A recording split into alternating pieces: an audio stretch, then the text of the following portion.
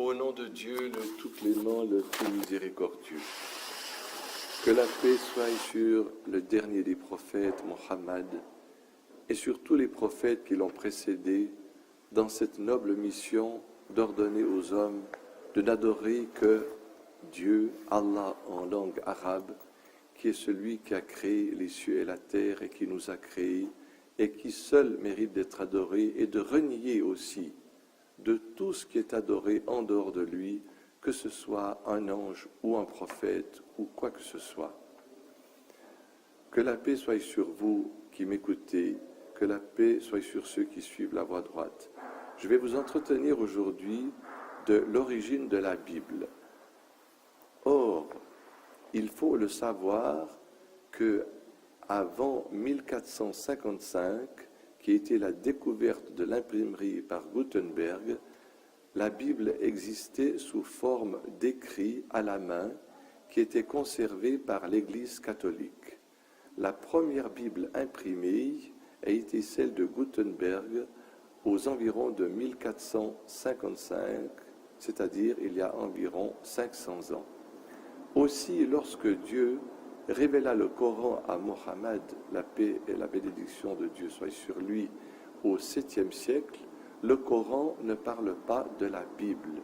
Le Coran toujours mentionne les rouleaux d'Abraham, la Torah de Moïse, les psaumes de David, d'autres livres qui ont été révélés à d'autres prophètes, et l'évangile donné à Jésus. Non pas les évangiles, comme on le voit aujourd'hui, 4 évangiles parmi 61 évangiles déclarés apocryphes et 4 déclarés conformes au canon par les pères de l'Église, non pas 4 évangiles suivis de 23 petits livres qu'on appelle l'Évangile. C'est un seul livre qui a été révélé à Jésus dans le Coran qui s'appelle l'Injil, c'est-à-dire au singulier l'Évangile, et non pas l'Anagil, les évangiles ou les 4 évangiles. Il faut savoir que aussi le mot livre existe dans le Coran.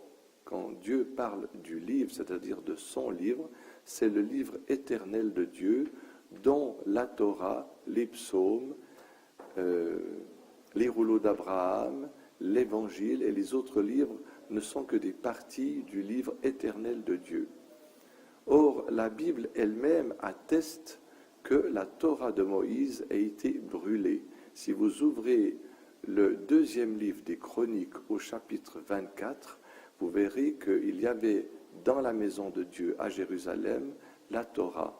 Et au chapitre 36, vous lirez que Nebuchadnezzar, roi de Babylone, a brûlé la maison de Dieu à Jérusalem, il a brûlé la Torah originale et il a pris les objets en or qui se trouvaient dans la maison de Dieu, et c'est Esdras, le livre qui suit les chroniques, qui va recopier la Torah sous inspiration divine, et ses écrits vont être brûlés par Antonius, empereur de Rome, dans les 2 livres de Maccabée. Or, ces 2 livres de Maccabée ne sont pas reconnus par les protestants et ils n'étaient pas reconnus aussi par les premiers chrétiens. Donc, la Bible catholique compte 73 livres, tandis que la Bible protestante en compte 66.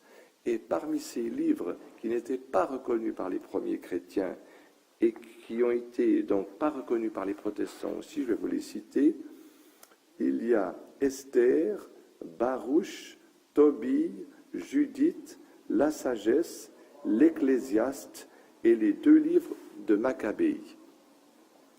Or, c'est au fil des siècles, pendant les 13 siècles, que l'Église catholique va donc réintégrer ces livres à chaque concile et les déclarer comme justes, authentiques. Et lorsque les protestants vont venir à Genève il y a 5 siècles, ils vont déclarer ces livres faux comme l'ont déclaré les premiers chrétiens. Donc, ceci est une preuve irréfutable que l'opinion des premiers chrétiens n'était pas du tout une opinion qui était acquise ou qui était, si on veut dire, prise en considération, puisque pendant 13 siècles, l'Église catholique va déclarer ces livres justes.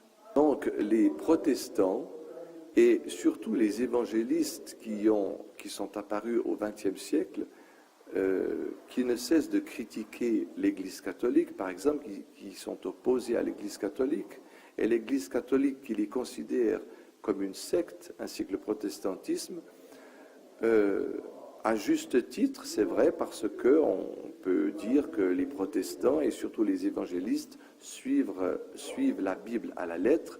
Néanmoins, il ne faut pas oublier que pendant 13 siècles, c'était l'Église catholique qui avait la garde de ces écrits, et il était interdit pour un fidèle chrétien de posséder la Bible.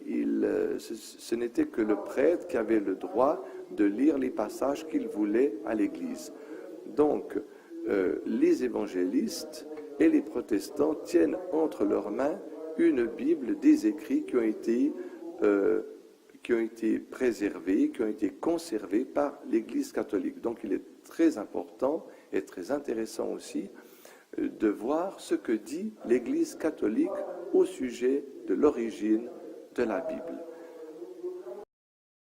Allahu Akbar, Allahu